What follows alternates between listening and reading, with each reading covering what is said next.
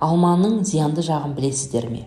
Тым қарапайым сұрақ. Сіздердің бір ауыздан алманың пайдалы екендігін айтатындықтарыңызға сенімдіміз. Алайда диетолог мамандардың алманың зиянды тұстарын бар екендігін естен шығармауға кеңес берді. Алманың құрамында С, В1, В2, Р, Е дәрумендері мен марганец, калий, фосфор, натрий, молибден, мырыш, барий микроэлементтері де бар. Алмадағы темір қан айналым жүйесіне өте қажет. Сондай-ақ онда жасұнықтың көп бөлігі бар. Алма бауыр, бүйрек, асқазан, ішек жолдарының жұмыстарын жақсартады. Бет терісінің түсін жақсартып, жас әрі күтімді етіп көрсетеді. Холестерин мөлшерін азайтып, іш қатудың алдын алады. Диареяны емдеп, иммундық жүйені нығайтады. Алдыңыздағы тізімді көріп, ешқандай нашар қырын байқамағаныңызды айтарсыз. Асықпаңыз. Диетологтар алманың құрамында жасұнықтың көп болуы, колит, тоқішектің талауырлап, қабыну ауруының пайда болып әкелуіне соқтыруы және асқазан ішек жолдарының жұмысына зиян тигізуі әбден мүмкін екендігін айтады. Екіншіден,